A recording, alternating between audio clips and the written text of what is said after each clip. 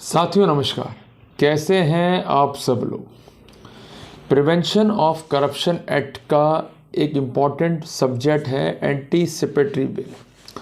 कई बार ऐसा होता है कि आप ऑफेंस में लिप्त किए जाते हैं और एफआईआर भी दर्ज होती है, पर आपका ये कहना होता है कि आपने ऑफेंस कमिट नहीं किया है, आपको झूठा फंसाया गया है। बट प्रॉब्लम ये है कि हम ढंग से अपनी बात को रख ही नहीं पाते हैं और जल्दबाजी में कई बार ऐसा भी होता है कि हम एंटीसिपेटरी मूव करते हैं और हमें राहत नहीं मिलती है।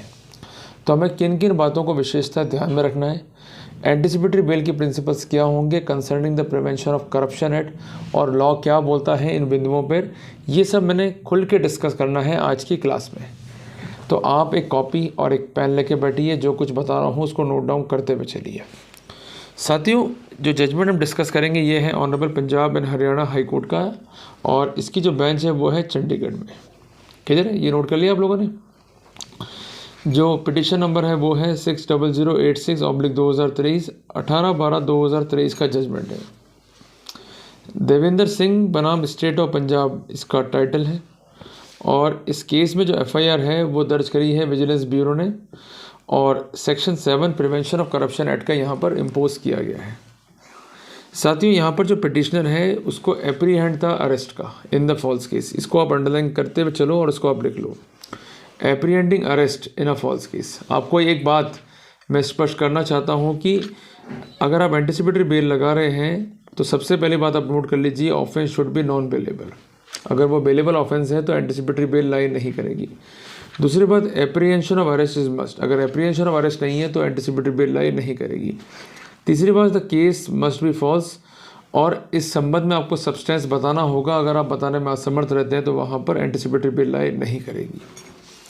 साथियों, एक बात जो है स्पष्ट कर दूं कि यहाँ पर ट्रायल कोर्ट में ये बेल लगी थी, ट्रायल कोर्ट ने ये बेल नहीं दी, जिस कारण इस व्यक्ति को ऑनरेबल हाई कोर्ट में आना पड़ा।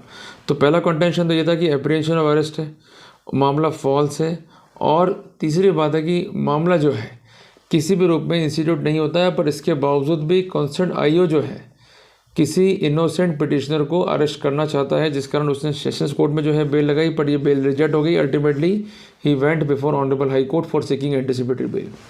तो जब भी आप हाई कोर्ट में एंटीसिपेटरी बेल लगाते हैं और निचली कोर्ट से एंटीसिपेटरी बेल खारिज हो गई है, तो ये ऑर्डर ना तो अपीलेबल है, ना ही रिवाइजेबल है, और ना ही सेक्शन 482 सीआरपीसी के तहत कोई रेमेडी लाई करती है। रेमेडी कहाँ एग्जिस्ट करती है? सेक्शन 438 सीआरपीसी के अंदर, और आपको उसी के तहत जो है बेल लगानी होती है। साथियों, इस केस में सबसे पहले जो अक्यूज था उसको मिला इंटरिम प्रोटेक्शन। साथियों, यहाँ पर जो कंसर्न्ड पिटिशनर है उसका कहना यह है कि जो अक्यूज्ड है वो इनोसेंट है। दूसरी इंपॉर्टेंट बात यह है कि इसने कोई भी ऑफेंस जो है वो कमिट नहीं करा है, एलिगेशंस जो है फॉल्स है। सबसे इंपॉर्टेंट बात कि इस देश में रूल ऑफ लॉ है, और आर्टिकल 21 जो है संविधान काफ़ी इंपॉर्टेंट है, जो ये कहता है कि right to life and liberty is quite important. और ऐसे कई मैटर आए कि अरेस्ट रूटीन मैनर में जो है वो नहीं करना चाहिए, स्ट्रॉन्ग ग्राउंड होने चाहिए कि अरेस्ट क्यों किया जाए। क्या ये इन्वेस्टिगेशन में कोऑपरेट नहीं कर रहा है, क्या ये फ्ली अवे हो जाएगा, या अगर इसको बेल दे दी गई तो एविडेंस को ये टेम्पर करने में सक्षमता रखता है। अगर ऐसी स्थितियाँ फाइल पर आएंगी तो जाके मैटर बनेगा। बट इसका मतलब ये नहीं है कि वो सिर्फ लिख के लिए है, उनको ये बात भी साबित करनी होगी by putting cogent evidence on the record. सबसे इंपॉर्टेंट बात, यहाँ पर जो बेल पिटिशन थी उसमें सारे पॉइंट को इन्होंने रेस किया। दूसरी बात, एफिडेविट्स से भी उन्होंने अपने कॉन्टेंशन को सपोर्ट किया। ये गलतियाँ अक्सर हम करते हैं, ये गलतियाँ हमें नहीं करनी चाहिए। साथियों, इस केस में स्टेट ने जो है बेल एप्लीकेशन को अपोज किया, और सबसे इंपॉर्टेंट इनका कॉन्टेंशन था कस्टोडियल इंट्रोगेशन इज नेसेसरी।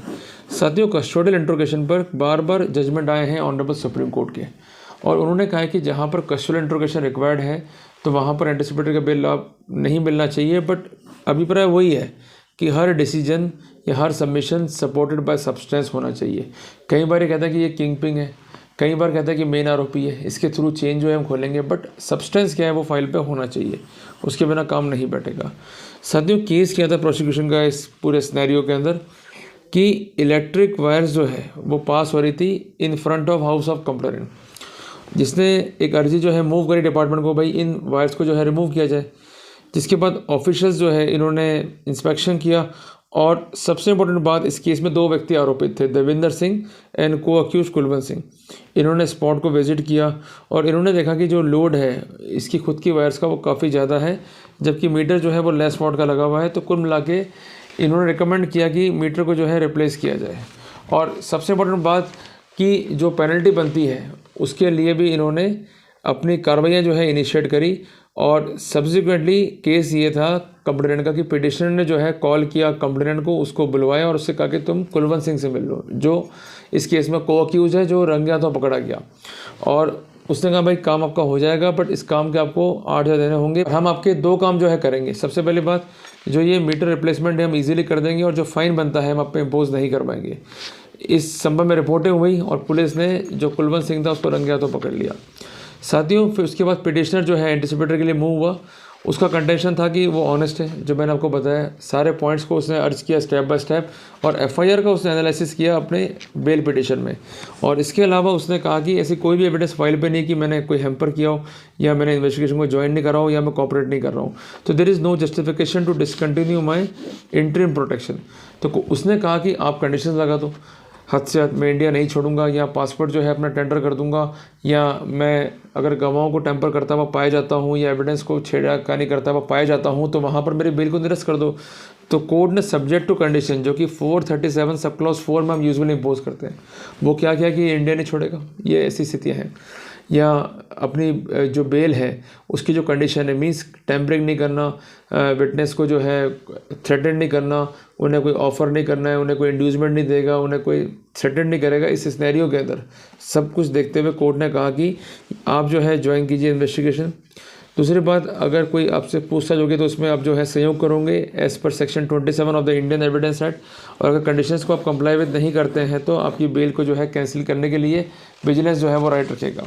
तो कोर्ट ने फैक्ट्स को, सर्कमस्टेंसेस को देखते हुए यहाँ पर अक्यूज को जो है बेल का लाभ दिया।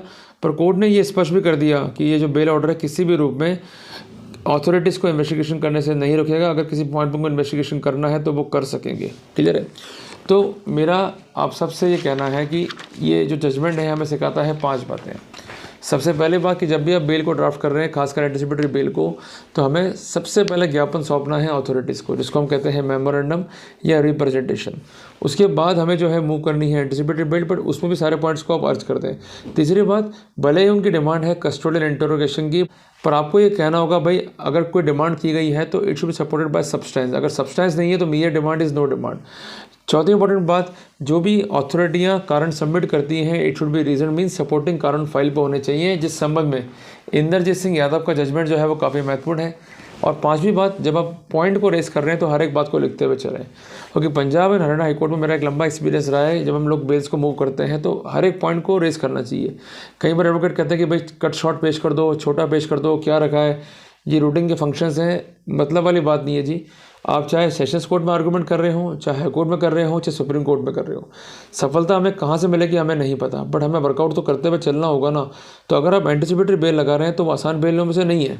आपको ठोस कारण जो है बताने होंगे, पर ठोस कारण भी आपको स्पष्टता लिखने भी होंगे कि भाई ये फैक्ट है, ये फैक्ट फॉल्स है, रियल फैक्ट क्या है, और सपोर्टिंग को डॉक्यूमेंट है तो उसको भी जो है ज़रूर लगा दें ताकि आपको दिक्कत नहीं पड़े।